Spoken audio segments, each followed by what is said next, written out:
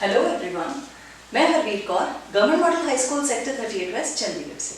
और आज के इस वीडियो में हम क्लास 7 का chapter 6 physical and chemical changes पढ़ने जा रहे हैं। हमारे आसपास रोज बहुत से चेंजेस हम देखते हैं और ये जो चेंजेस हैं अलग अलग तरह के हो सकते हैं, जैसे फोल्डिंग ऑफ क्लोथ्स, हम कपड़े सुखाते हैं, ड्राइंग ऑफ क्लोथ्स है, heating up of milk, preparation of T, cooking of food है, देन कर्डलिंग ऑफ मिल्क है, ठीक है जी, हीटिंग ऑफ वाटर है, बॉइलिंग ऑफ वाटर है, फ्रीजिंग ऑफ वाटर, पानी से बर्फ बन रही है, तो ये देन बर्निंग ऑफ फ्यूल है, बर्निंग ऑफ पेपर है, then we see so many other changes, slow changes हैं, बट हम ऑब्जर्व कर लेते हैं, जैसे ग्रोइंग ऑफ प्लांट्स है, राइपनिंग ऑफ फ्रूट्स है। अब हम देखते हैं अपने आसपास कि पहले जो फल थे, आम थे, वो कच्चे थे, but over a period of month, 1 महीना 1.5 महीने से अब वो महीने में अब वो जो आम है पकने लग गए हैं, तो राइपनिंग ऑफ फ्रूट्स हो रही है। तो ऐसे बहुत से चेंजेस सुबह से लेके शाम तक हम अपने आसपास बस इतने सारे जो है रोज चेंजेस ही देख रहे हैं।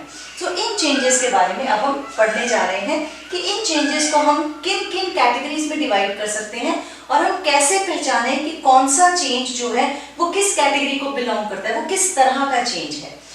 हमारे आसपास जो चेंजेस हैं उन्हें बेसिकली हम 2 तरह से डिवाइड करते हैं। वैसे तो बहुत से तरीके हैं चेंजेस को डिवाइड करने के, आपने क्लास 6 में रिवर्सिबल एंड इरिवर्सिबल चेंजेस के बारे में पढ़ा है। तो इसी तरह से 2 वेज जो है चेंजेस को क्लासिफाई करने के या ग्रुप करने के, हम कह सकते हैं 2 टाइप के चेंजेस हैं। One is physical changes and second is chemical changes.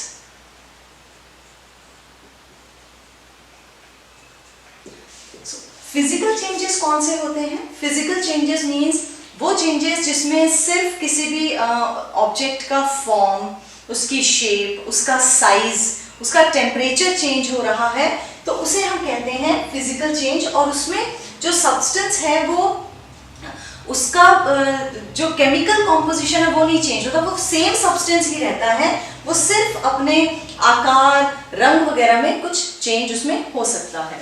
तो ऐसे चेंजेस को फिजिकल चेंजेस कहते हैं। और केमिकल चेंजेस में जहां सब्सटेंस जो है वो चेंज होके एक नया ही सब्सटेंस बन जाता है। When the substance forms a new substance, then it is called a physical change. A change in which a new substance is formed. तो उसे हम कहेंगे केमिकल चेंज। जैसे मिल्क है, मिल्क से कर्ड बन गया, तो मिल्क एक दूसरी तरह का सब्सटेंस, उसका टेस्ट अलग है, उसकी जो अपीयरेंस है बिल्कुल डिफरेंट है, उसकी स्मेल डिफरेंट है, और कर्ड जो है वो बिल्कुल नया सब्सटेंस है। तो ऐसे जो चेंजेस होते हैं उन्हें हम कहते हैं केमिकल चेंजेस। तो चलिए फिजिकल चेंजेस और केमिकल चेंजेस के कुछ एग्जांपल्स हम डिस्कस करते हैं। फिजिकल चेंजेस जैसे कि फोल्डिंग ऑफ क्लोथ्स या ड्राइंग ऑफ क्लोथ्स, कपड़े धोए हैं अगर और उनको हम सुखाते हैं तो वो सूख गए, और वो कपड़ों का जो फॉर्म है वो चेंज नहीं। जब हमने उन्हें मशीन में धोया तो उस समय पे भी उनका कपड़ों का फॉर्म नहीं चेंज हुआ, कपड़े वही थे, वो सिर्फ गीले हो गए, साबुन से थोड़े से जो क्लीन हो गए हैं, और फिर हमने उनको सुखा दिया। तो ऐसे जो चेंजेस हैं जहाँ पे सिर्फ जो फिजिकल चेंजेस हो रहे हैं और कोई नया सब्सटेंस नहीं बन रहा है, हमें वही चीज दोबारा उसी फॉर्म में मिल रही है, तो ऐसे चेंजेस को हम कहेंगे physical changes. Then cutting of paper, paper को हमने काट दिया बट पेपर तो वही रहा, सिर्फ उसका साइज चेंज हुआ है, so this is also a physical change. Then freezing of water, हमने पानी से बर्फ बना ली और उस बर्फ को हम बाहर निकालेंगे तो वो दोबारा पानी बन जाएगा, हमें वही सब्सटेंस दोबारा मिल गया है। No, that is also a physical change, पानी का कोई फॉर्म नहीं चेंज हुआ है। देन इसी तरह से बॉइलिंग ऑफ वाटर, हम पानी को उबालना शुरू करते हैं, वो स्टीम में बदल जाता है, और उस स्टीम को अगर हम ठंडा कर देते हैं तो हमें दोबारा वो पानी मिल जाता है। इसी तरह मिल्क को गर्म कर दिया, उसको ठंडा कर दिया, तो फिर से हमें वो वही मिल्क दोबारा मिल गया। So this is also a physical change. Then आपके मम्मा ने आपके लिए नई ड्रेस बनवाई है, तो कपड़े से नई ड्रेस बनाई है, पर वो कपड़ा वही है, कपड़े का कोई कॉम्पोजिशन चेंज नहीं हुआ है, सिर्फ उसका साइज एंड शेप चेंज हुआ है। So stitching of a new dress, that is also a physical change. इसी तरह से लोहे को गर्म कर दिया, लोहे को गर्म करके वो रेड हॉट हो गया है, जब उससे औजार बनाने हैं, बट जब वो ठंडा होगा तो फिर वो सेम वही लोहा है। तो हीटिंग अप ऑफ आयरन,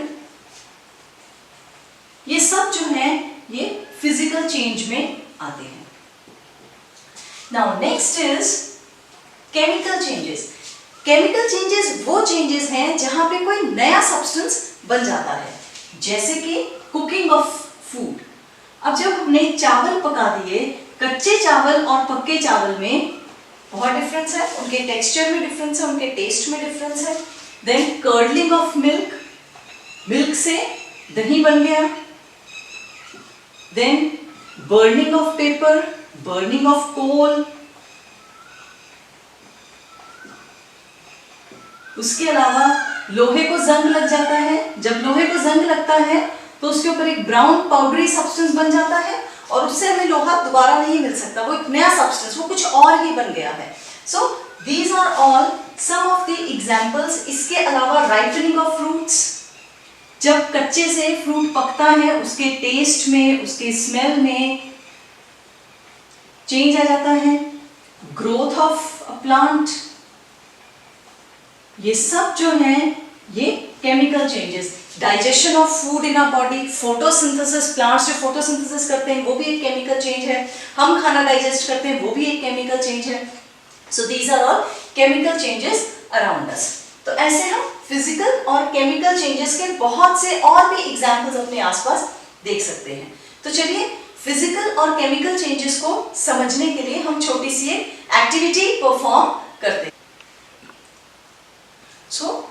इस एक्टिविटी की मदद से हम कुछ केमिकल चेंजेस को देखने की कोशिश करेंगे। सबसे पहले यहाँ पे मेरे पास मैग्नीशियम रिबन है। इस मैग्नीशियम रिबन को हम एक सैंड पेपर से क्लीन करेंगे। ये ज़रूरी है ताकि मैग्नीशियम रिबन पे जो मैग्नीशियम ऑक्साइड की लेयर है वो हम रिमूव कर सकें।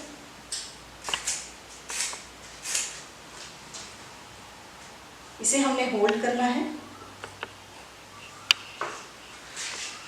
और इस मैग्नीशियम रिबन को हम एक बंसन बर्नर पे जला के देखेंगे।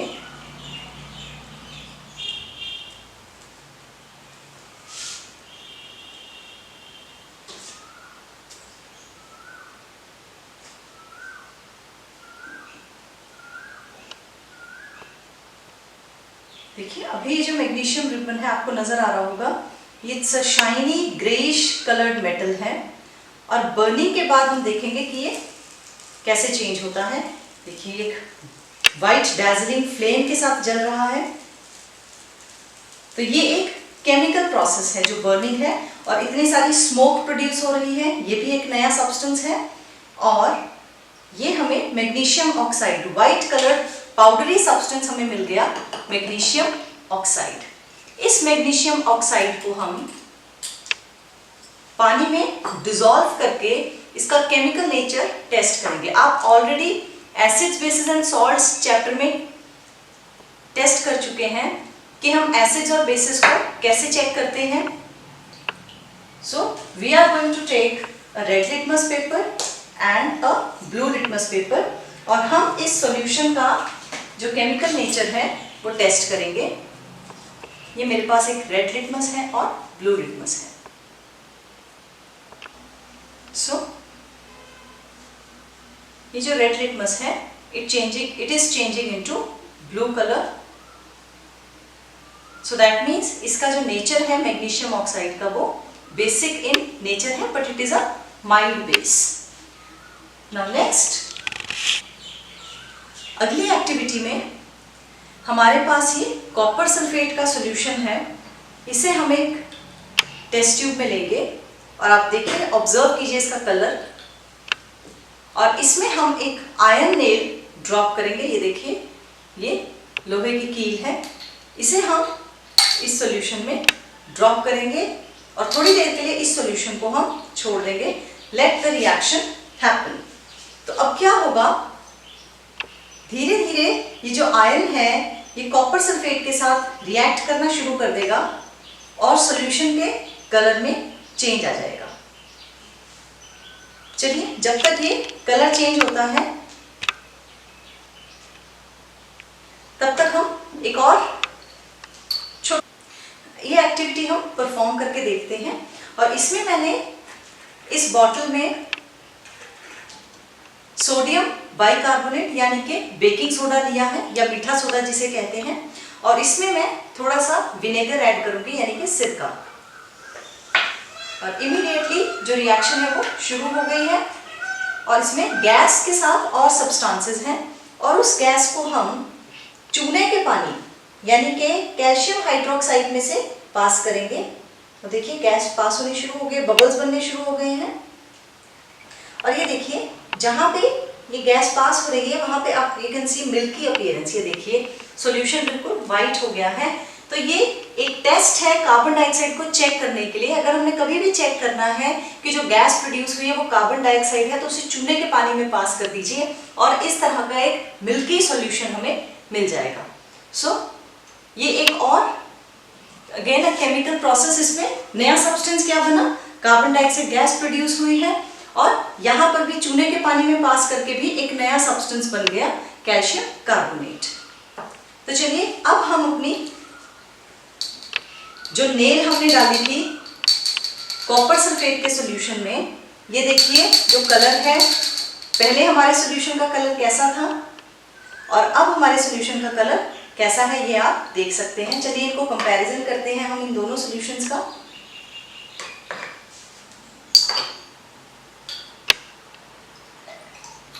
ये देखिए कॉपर सल्फेट का कलर ऐसा है, और आयरन ऐड करने के बाद जो कलर है वो ग्रीनिश हो गया। तो ये भी एक केमिकल प्रोसेस है, नया सब्सटेंस बन गया। कॉपर सल्फेट जब आयरन के साथ रिएक्ट करती है तो आयरन जो है वो कॉपर को डिस्प्लेस करके जो है आयरन सल्फेट बनाता है। चलिए अब हम इस नेल को निकाल के देखते हैं कि इसमें क्या चेंज आया है। हमने ये कील देखी थी पहले, और अब देखिए ये पूरा इस पे ब्राउन डिपॉजिट, कॉपर का पूरा ब्राउन डिपॉजिट आ गया है, और ये कील का कलर पहले ऐसा था। तो ये भी एक नया सब्सटेंस बन गया है। So this is also a chemical change. इसी तरह जो जंग लगता है वो भी एक केमिकल चेंज होता है। कोई भी चीज बर्न करती है, जलती है, वो भी एक केमिकल चेंज होता है। तो ये कुछ एग्जाम्पल्स हमने देखे थे केमिकल चेंजेस के। चलिए अब हम अपने चैप्टर की डिस्कशन आगे बढ़ाते हैं। तो चलिए अब हम देखते हैं जो हमने केमिकल एक्टिविटीज देखी हैं, केमिकल रिएक्शंस, उनको हम थोड़ा समझने की कोशिश करते हैं कि वो रिएक्शंस कैसे हुई हैं। सबसे पहले burning of magnesium ribbon. Magnesium ribbon जो है उसे जब हमने बर्न किया तो it reacts with oxygen. Magnesium जो है वो ऑक्सीजन के साथ रिएक्ट करता है, और ऑक्सीजन के साथ रिएक्ट करके क्या बनाता है, एक वाइट कलर का पाउडरी सब्सटेंस मैग्नीशियम ऑक्साइड। और ये जो मैग्नीशियम ऑक्साइड है इसे जब हम पानी में डिसॉल्व करते हैं, मैग्नीशियम ऑक्साइड को जब हम पानी में डिसॉल्व करते हैं, when we add water to it, it forms magnesium hydroxide। और इसी मैग्नीशियम हाइड्रोक्साइड को हमने टेस्ट किया था, which changed red litmus to blue। अब इसके बाद जो हमने कॉपर सल्फेट देखा था, reaction between copper sulphate and iron.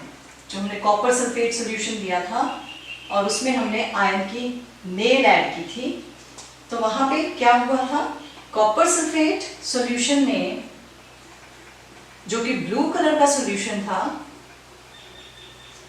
जिसमें हमने आयरन ऐड किया, आयरन ने कॉपर को उसके सॉल्यूशन में से निकाल दिया। क्योंकि आयरन ज्यादा रिएक्टिव है तो क्या बना, आयरन सल्फेट बना जो कि ग्रीन कलर का सॉल्यूशन था, और साथ में हमें कील के ऊपर, नेल के ऊपर जो ब्राउन कलर डिपॉजिट नजर आया था वो कॉपर का था। सो this is green colour solution, और ये ब्राउन डिपॉजिट जो है वो कॉपर का था।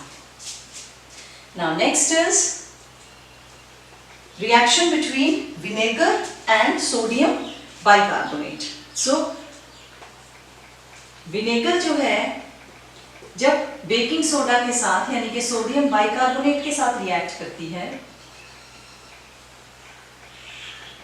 सोडियम बाइकार्बोनेट के साथ रिएक्ट करती है। So it produces carbon dioxide gas plus there are other substances. और कुछ substances produce होते हैं। तो ये कार्बन डाइऑक्साइड को हमने टेस्ट किया था by passing it through lime water. So carbon dioxide को हमने लाइम वाटर के थ्रू पास किया, जिसे कैल्शियम हाइड्रोक्साइड कहते हैं, चूने का पानी जो था। और वहां पे हमें एक वाइट कलर जो है वो नजर आया, एक white appearance of calcium carbonate. ये वही सब्सटेंस है कैल्शियम कार्बोनेट जिससे कि चौक बनाए जाते हैं या जिससे शंख सीपियां बनती हैं। तो कैल्शियम कार्बोनेट हमें मिला। तो ये है जो केमिकल रिएक्शंस हमने देखी, वो एक्चुअली रिएक्शंस किस तरीके से हुई, उनकी एक्सप्लेनेशन। तो चलिए अब हम एक बार रिकॉल कर लेते हैं फिजिकल और केमिकल चेंजेस के बारे में। अब फिजिकल चेंज क्या होता है? A change in which only physical properties of a substance change is called a physical change. और एक फिजिकल चेंज में there is no formation of a new substance, so no new substance is formed in a physical change. तो एक physical change क्या होता है? जिसमें substance की सिर्फ फिजिकल प्रॉपर्टीज चेंज हो रही हैं, उसे हम कहते हैं एक फिजिकल चेंज। जैसे कि मेल्टिंग ऑफ वैक्स है, इवेपोरेशन ऑफ वाटर है, पानी जो भाप बनता है तो वो ठंडा होकर दोबारा ड्रॉपलेट्स बना लेता है। फोल्डिंग ऑफ पेपर है, ब्रेकिंग ऑफ ग्लास है, जब कांच टूटता है तो कोई नया सब्सटेंस नहीं बनता है। तो इस तरह के जो चेंजेस हैं उन्हें हम कहते हैं फिजिकल चेंजेस, जहां जो सब्सटेंस है वो अपनी ओरिजिनल फॉर्म में ही रहता है। नेक्स्ट है एक chemical change. Chemical change is a change in which chemical properties of a substance change and that is called a chemical change। और एक chemical change में new substances are formed। So एक chemical change वो change है जिसमें कि chemical properties substance की change हो जाती हैं और एक कोई भी नया substance, एक या एक से ज़्यादा जो नए substance है वो बन सकते हैं, तो उसे हम कहते हैं एक chemical change। जैसे कि burning of coal है, जब कोयला जलता है, मिल्क जब कर्ड में चेंज होता है, कुकिंग ऑफ फूड है, या जब फ्रूट्स जो है पकते हैं, राइपनिंग ऑफ फ्रूट्स। तो ये सारे कुछ एग्जाम्पल्स हैं केमिकल चेंज के। Now there are certain changes जहां पे एक ही चेंज में हमें फिजिकल और केमिकल चेंज दोनों देखने को मिलते हैं। जैसे कि बर्निंग ऑफ कैंडल। अब जब एक कैंडल जलती है तो उस समय पे वैक्स मेल्ट हो रही है, so melting of wax is a physical change. Whereas burning of wax, जो वैक्स जल रही है वो एक केमिकल चेंज है। Similarly, when we cut an apple, so cutting of apple is a physical change, but cut करने के बाद जो एप्पल ब्राउन हो जाता है तो जो ब्राउनिंग ऑफ एप्पल है वो केमिकल चेंज है। तो ऐसे बहुत से और भी एग्जाम्पल्स हैं हमारे आसपास। आप लोग भी इन ऐसे कुछ चेंजेस को एक्सप्लोर कीजिए जहां पे हमें फिजिकल और केमिकल चेंजेस एक साथ देखने को मिलते हैं। हमने अभी जो कुछ एक्टिविटीज देखी उसमें हमने कुछ केमिकल चेंजेस ऑब्जर्व किए। तो चलिए अब हम कुछ इंडिकेशंस डिस्कस करते हैं जिससे हमें ये पता चले कि कोई भी चेंज जो हम अपने आसपास देख रहे हैं हम उसे पहचाने कैसे कि वो कोई केमिकल चेंज है या फिजिकल चेंज है। तो केमिकल चेंजेस जो हैं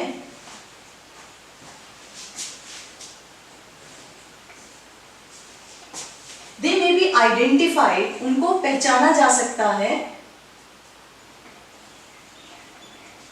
first of all there will be a production of gas, क्योंकि नया सब्सटेंस बनेगा तो जनरली कोई ना कोई एवोल्यूशन, बबल्स बनने शुरू हो जाएंगे, कोई ना कोई एवोल्यूशन ऑफ गैस होगी, तो वो भी एक इंडिकेशन है कि यहाँ पे कोई केमिकल चेंज हुआ है।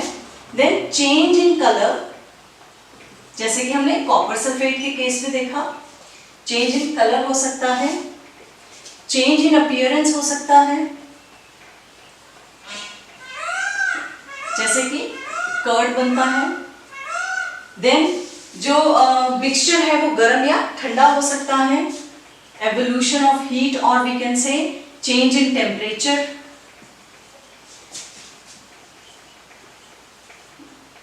Change in temperature.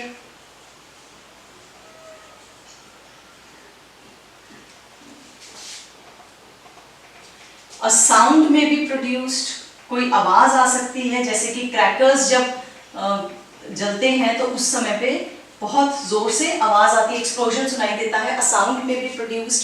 So these are some of the indications जहां से हमें ये पता चलता है कि कोई भी जो चेंज हमारे आसपास हुआ है, whether it is a chemical change और अ फिजिकल चेंज। इसके अलावा if there is a production, जैसे साउंड है तो साउंड के साथ नॉर्मली लाइट भी प्रोड्यूस होती है। जैसे अभी हमने देखा बर्निंग ऑफ कैंडल है, बर्निंग ऑफ मैग्नीशियम रिबन है, जब क्रैकर्स जलते हैं तो उनमें साउंड के साथ साथ लाइट भी प्रोड्यूस होती है, तो वो भी एक केमिकल चेंज का इंडिकेशन है। Now next is about rusting. जंग लगना एक बहुत ही कॉमन केमिकल चेंज है और ये बहुत ज़्यादा नुकसानदायक है। हमारे बहुत से कंस्ट्रक्शन मटेरियल, ब्रिजेस हैं, बिल्डिंग्स हैं, इंडस्ट्रीज हैं, शिप्स हैं, तो उनमें सब में लोहे का बहुत ज़्यादा इस्तेमाल होता है। और लोहा एक ऐसी मेटल है जो एक्सटेंसिवली यूज हो रही है, पाइपलाइंस बिछाने के लिए यूज होती है, ट्रांसपोर्टेशन में जितना भी हमारा जो मटेरियल्स है उसमें काफ़ी कुछ जो लोहे का इस्तेमाल होता है।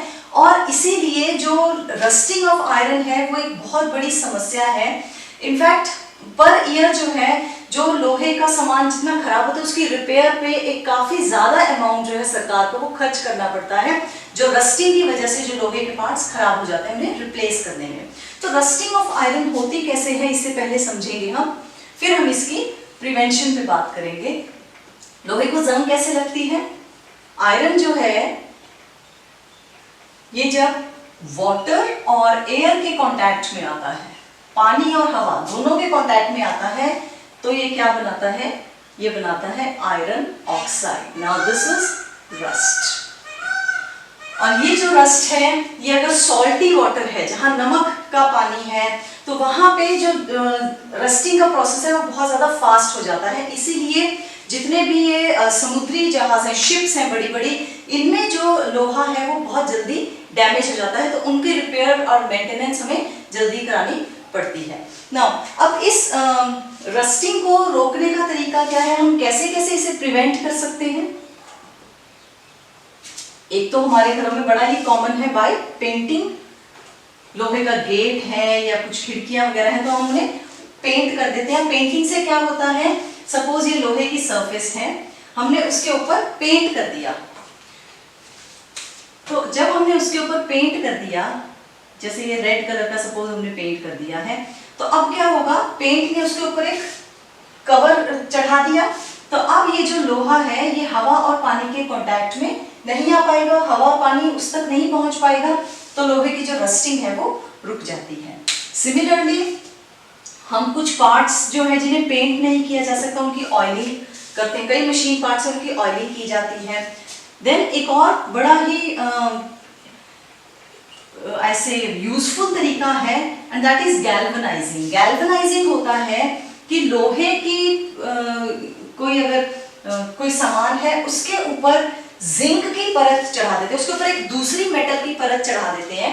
जैसे कि ये लोहे का एक रॉड है तो इसके ऊपर जिंक की एक परत चढ़ा दी जाती है, तो ये अब ये जो मेटल है जिंक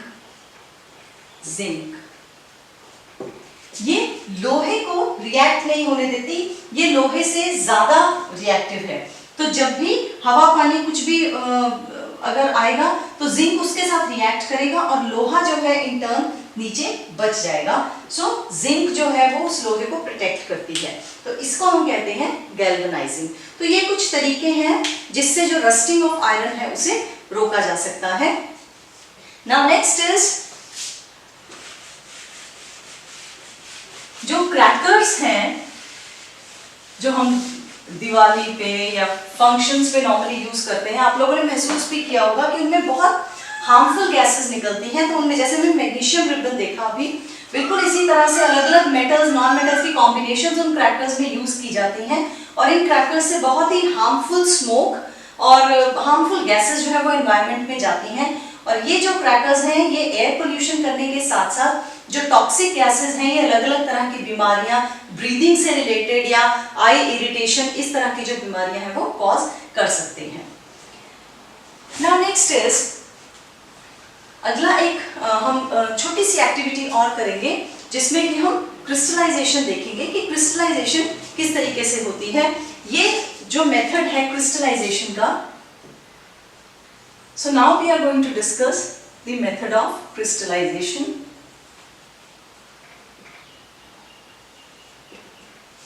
ये जो क्रिस्टलाइजेशन का मेथड है, this is generally used to purify salt samples.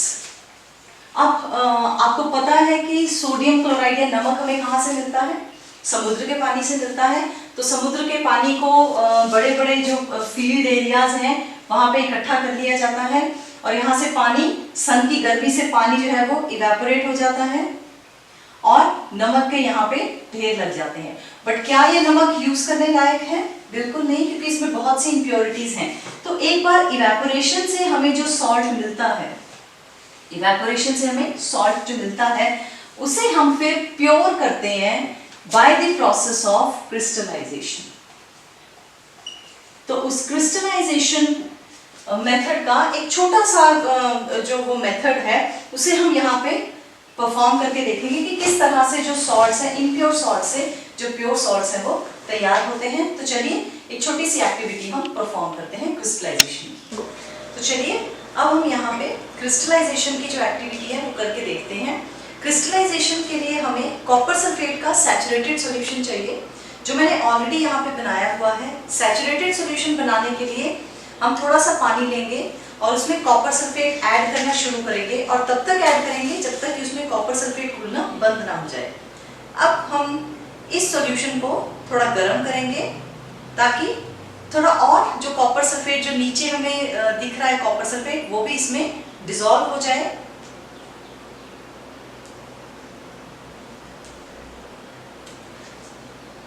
तो इस सॉल्यूशन को हम गर्म करना शुरू करेंगे।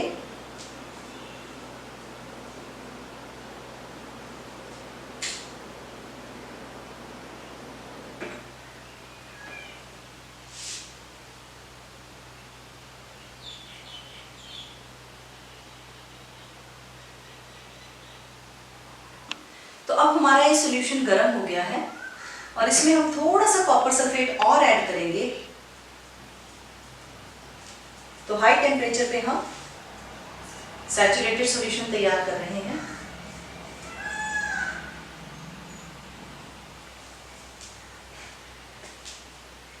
और उसके बाद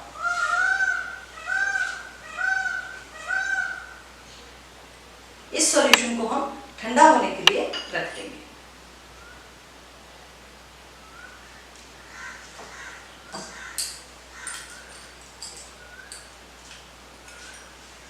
So we are going to add copper sulfate.